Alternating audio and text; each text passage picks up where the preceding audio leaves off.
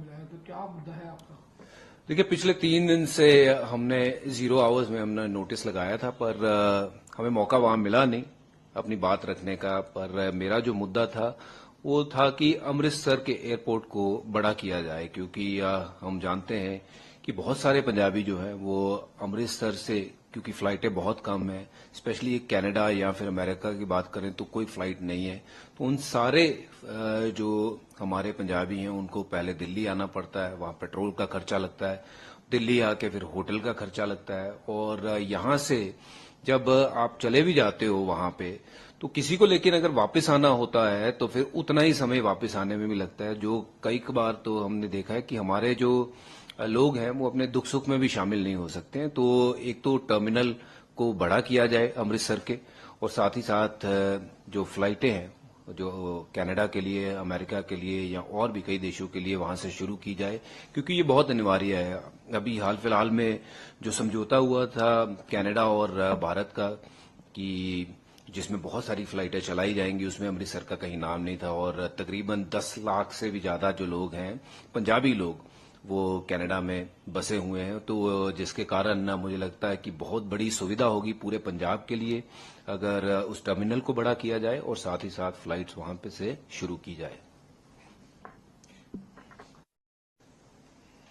भाजपा कल नीति आयोग की मीटिंग है जो इंडिया ब्लॉक के लोगों ने अटेंड करने से मना करा है, जिसमें आम आदमी पार्टी के जो आपके सीएम है पंजाब के, उन्होंने भी कहा है कि वो लोग पार्ट नहीं लेंगे इस मीटिंग में। जी बिल्कुल, क्योंकि नीति आयोग में ना शामिल होना, भगवंत मान साहब का भी मैं बयान पढ़ रहा था और बाकी के भी जो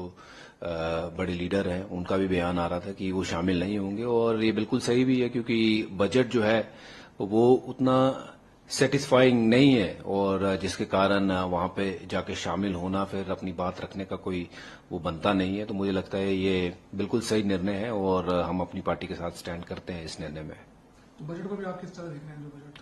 देखिए, बजट में बहुत सारी चीजें अच्छी हो सकती थी, पर ऐसा कुछ सिग्निफिकेंट नया कुछ हुआ ही नहीं है। महंगाई जो है वो दर बदर बढ़ती जा रही है, और बहुत सारी जो उम्मीदें थी कि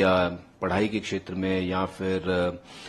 आपके गैस के क्षेत्र में या फिर बाकी के भी जो नॉर्मल निजी जीवन में जो आपके चीजें रोज लगती है, उसमें कहीं ना कहीं आपको देखने मिलेगा कि कटौती हुई होगी, बट कहीं कटौती नहीं हुई है, उल्टा बढ़ा ही है।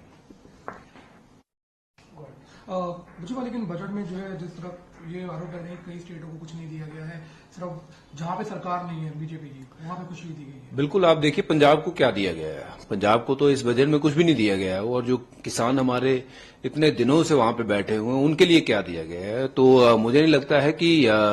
ऐसा भेदभाव होना चाहिए, क्योंकि पंजाब एक ऐसा प्रांत है जो पूरे देश का जो है वो पेट भरता है। तो पंजाब के लिए आपने बजट में कुछ दिया नहीं है, पंजाब को अलग रखा है। 1 या 2 स्टेट को छोड़ के मुझे नहीं लगता है कि इस बजट ने किसी का फायदा किया है।